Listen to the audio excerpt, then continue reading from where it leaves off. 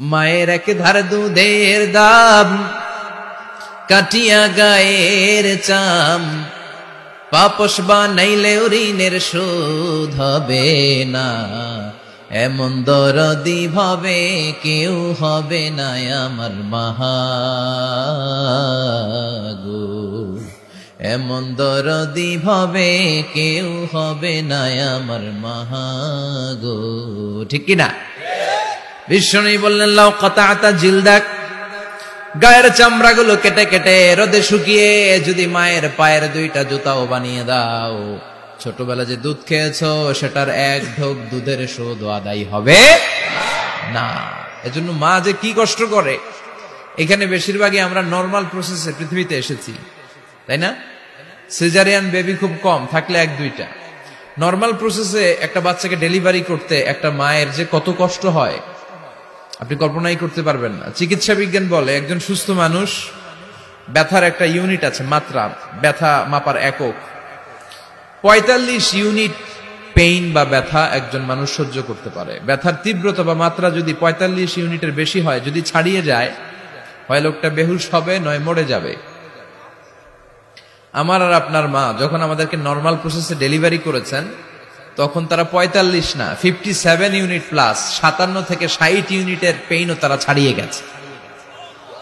৫৭ ইউনিটেরও বেশি ব্যথা তারা সহ্য করেছে, যেটা কোনো অ্যাক্সিডেন্টে আপনার দেহের ২০৬টা হাড্ডি আছে তো ২০টা হাড্ডি একসাথে কোনো অ্যাক্সিডেন্টে ভেঙে গেলে যত ব্যথা তার চেয়েও বেশি ব্যথা। এজন্য মায়ের মনে কষ্ট দেয়া যাবে? মায়ের মনে কষ্ট দিয়ে জীবনে কেউ সফল হতে পারে নাই। সাইয়েদনা মূসা আলাইহিস সালাম আল্লাহর একবার জিজ্ঞেস করলেন, আল্লাহ মাইয়াকুনু জালিসি ইয়াউমাল কিয়ামা, আল্লাহ আমার সাথে কিয়ামতের দিন জান্নাতে সাথী কে হবে? আল্লাহ বললেন, জালিসুকা ফিল জান্নাতি জাজ্জার, তোমার সাথী হবে কিয়ামতের দিন বিচার শেষে জান্নাতে যখন ঢুকবা তোমার সাথী হবে একজন কসাই। কসাই চিনেন? কি করে? গোশত কাটে। সাইয়েদনা মূসা আলাইহিস সালাম অবাক হলেন, ঘটনা কি? কসাই, আমি হইলাম নবী আর আমার সাথে জান্নাতে থাকবে? হাউ কাম ইটস পসিবল, এটা কিভাবে সম্ভব? আল্লাহ বললেন, নিজেই দেখে আসো এটা কেমন কসাই। সাইয়েদনা মূসা আলাইহিস সালাম ছদ্মবেশে কসাইয়ের দোকানে দাঁড়িয়ে রইলেন। দেখলেন স্পেশাল বিশেষ কোনো আমল নাই, কসাই শুধু গোশত কাটে, গোশত বিক্রি করে। দিন শেষে দোকান বন্ধ করে প্যাকেটের ভেতরে গোশত নিয়ে বাড়িতে রওনা হয়েছে। বাড়ির ভেতরে ঢুকে যাওয়ার পর সাইয়েদনা মূসা আলাইহিস সালাম ঘরের দরজার কড়া নাড়লেন। কসাই বলে, মান আনতা, তুমি কে? মূসা আলাইহিস সালাম বললেন, আনা মুসাফির, আমি মুসাফির, থাকার জায়গা নেই, আপনি যদি থাকার জায়গা দেন আপনার বাড়িতে থাকবো। কসাই বলে, আসেন। সাইয়েদনা মূসা আলাইহিস সালাম ঢুকলেন। কসাই বলে, এই ঘরে একটু থাকেন, ওই ঘরে আমার একটু কাজ আছে। মূসা আলাইহিস সালাম বললেন, যান, কাজ সেরে আসেন। মূসা আলাইহিস সালাম খেয়াল করলেন ওই ঘরে মাচার উপর থেকে বয়োবৃদ্ধ এক নারীকে তিনি নামিয়ে গোসল করালেন, টাওয়াল দিয়ে গা মুছিয়ে দিলেন, নতুন জামা পরিয়ে দিলেন। এরপর দোকান থেকে আনা সুন্দর গোশতের টুকরাটারে নিজ হাতে কেটে রান্না করলেন। তারপর রুটি বানালেন আর গোশত আর রুটি হাতে নিয়ে ওই মহিলার মুখে তুলে দিচ্ছেন। মহিলা খাচ্ছে, খায় আর বিড়বিড় করে কি যেন দোয়া পড়ে। সুবহানাল্লাহ পড়বেন না? ওই মহিলাকে খাওয়ানোর পরে কসাই সাইয়েদনা মূসা আলাইহিস সালামকে মেহমান হিসেবে খাবার নিয়ে আসলেন। বললেন, ও পথিক, খাবার খান, সকালবেলা আপনিও চলে যাবেন, আমিও যাব আমার দোকানে, খেয়ে আপনি ঘুমিয়ে পড়েন। মূসা আলাইহিস সালাম বললেন, ততক্ষণ পর্যন্ত তোমার আনা খাবারে আমি হাত দিব না যতক্ষণ না তুমি বলবা ওই মহিলাটাকে। কসাই বলে, হাদিহি উম্মি, এটা আমার মা। হাদিহি উম্মি, এটা আমার মা। এই দুনিয়া এই মা ছাড়া আমার কেউ নাই, আমিও ছাড়া আমার মায়ের কেউ নাই। তাই প্রতিদিন দোকানের কাজ শেষ করে গোশত এনে রান্না করে আমার মারে আমি খাওয়াই। হাদিহি উম্মি, এটা আমার জনম দুঃখিনী মা। সাইয়েদনা মূসা আলাইহিস সালাম, বুঝলাম তোমার মা, কিন্তু তুমি যখন রুটি তোমার মায়ের মুখের ভেতরে তুলে দিচ্ছিলে তোমার মা বিড়বিড় করে কি যেন পড়লো, কি পড়ে তোমার মা? কসাই বলে, আমার মায়ের একটা পাগলা দোয়া আছে। কি দোয়া? আমি জানি কশিন কালো এই দোয়া কবুল হবে না। আবেগের বশবর্তী হয়ে প্রতিদিন আমার মা আমার খেদমতে আমার উপর এত সন্তুষ্ট হয়ে যায়, এত খুশি হয়ে যায়। আমার মা প্রতিদিন বলতে থাকে, আল্লাহুম্মা জাআল ইবনি জালিসা মূসা ইয়াউমাল কিয়ামা, ও ও আল্লাহ, আমার ছেলের খেদমতে আমি এত সন্তুষ্ট, আমার ছেলের উপর আমি এতটাই রাজি খুশি। শুনেছি এই জামানার সবচাইতে বড় পয়গম্বর, বনি ইসরাইলের সবচাইতে বড় নবী, ওই নবীর নাম নাকি মূসা।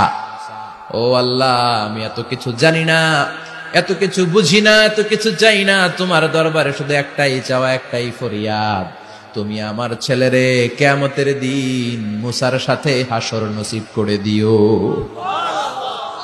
আমার ছেলে কসাই ছেলেটারে তুমি মূসার জান্নাতের সাথী বানিয়ে দিও। আল্লাহুম্মা জাআল ইবনি জালিসা মূসা ইয়াউমাল কিয়ামা। জালিস মানে ফ্রেন্ড, বন্ধু। আল্লাহ, জান্নাতে আমার ছেলেরে তুমি মূসার বন্ধু বানিয়ে দিও। মূসা আলাইহিস সালাম এবার বুঝতে পারলেন।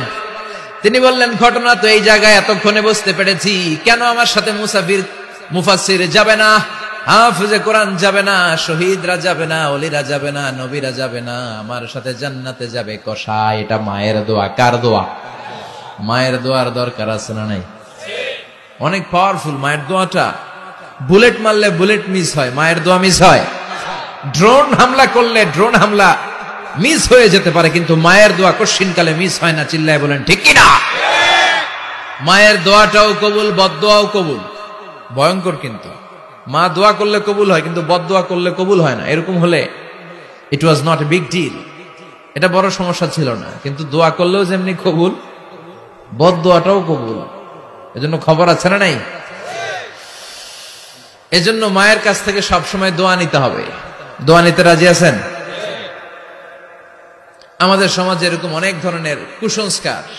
2 কলা খেলে 2 বাচ্চা হয়, তাই না? আসলে কি কথাটা ঠিক? বাচ্চা একটা হবে না, 2টা হবে, ছেলে হবে না মেয়ে হবে, এটা কে দেয়? আবার অনেকের মাথার চুলের মধ্যে 2টা গিট থাকে, আছে না নাই? 2 গিট থাকলে কয় তোর 2 বিয়া, 3 গিট থাকলে 3 বিয়া, গিট নাই কয় তোর বিয়া নাই, আছে না নাই? এগুলো মুসলমান বিশ্বাস করতে পারে? মুসলমান বিশ্বাস করে একজনকে, তিনি কে? তো এই 3 ফল, এটা খেলে মানুষ পাগল হয়ে যায় না, এটা স্বাস্থ্যকর একটা খাবার। বাংলাদেশের 3 আর আরব দেশের 3-এর পার্থক্য আছে। আরব দেশের 3 খুব সুস্বাদু। তো এই 3-এর নামে আল্লাহ একটা সূরা দিলেন। সূরার নাম হচ্ছে সূরাতুত তিন। সূরার নাম এরকম অনেক নামে আল্লাহ সূরা দিয়েছেন। খেয়াল করে দেখবেন, মানুষের নামে সূরা দিয়েছেন, সূরাতুল ইনসান, সূরাতুন নাস। আবার ইন্ডিভিজুয়াল 6 জন পুরুষ মানুষের নামে সূরা দিয়েছেন, 6 জন নবীর নামে, 1 জন ওলির নামে। সূরা হুদ, সূরা ইউসুফ, সূরা ইউনুস, সূরা মুহাম্মদ, সূরা ইব্রাহিম, সূরা নূহ, আছে না নাই? আবার সূরা লোকমান, আছে না নাই? মানুষের নামে সূরা, তাই না? তো 7 জন পুরুষের নামে সূরা, আর মাত্র 1 জন নারীর নামে আল্লাহ সূরা দিলেন। বলেন তো এই সূরাটার নাম কি? মারিয়াম। তো রেশিওটা কম হয়ে গেছে না? পুরুষ 7 জন, নারী 1 জন। নারীরা যাতে রাগ না করে, নারীদেরকে বুঝ দেওয়ার জন্য আল্লাহ সব নারীদের নামে আলাদা একটা সূরা দিলেন। সূরার নাম, তার মানে আল্লাহ নারীকে খুশি রাখতে চায়, বিশ্বনবীও নারীদেরকে খুশি রাখতে চায়। আমরা অনেকে বলে, হুজুর আপনি নারীদের পক্ষে কথা বলেন বেশি। আমি সবার পক্ষেই বলি, যার যেটা অধিকার তাকে সেটা দিতে হবে, ঠিক কিনা? নারীরা সম্মানিতা, তাদেরকে সম্মান দিতে হবে। বিশ্বনবী তাদেরকে সম্মান দিতেন। মা আয়েশাকে বিশ্বনবী সবসময় আগে সালাম দিতেন। সুবহানাল্লাহ পড়েন। খাদিজা রাদিয়াল্লাহু তাআলা আনহাকে আল্লাহ তাআলা আরশের উপর থেকে সালাম পাঠিয়েছেন। এজন্য নারীদেরকে সালাম দিবেন বেশি বেশি। ঘরে সুখ শান্তি নাই, অনেকে বলে ঘরটা নাকি জাহান্নামের টুকরা, কারণ সালাম নাই। সালাম মানে শান্তি, সালাম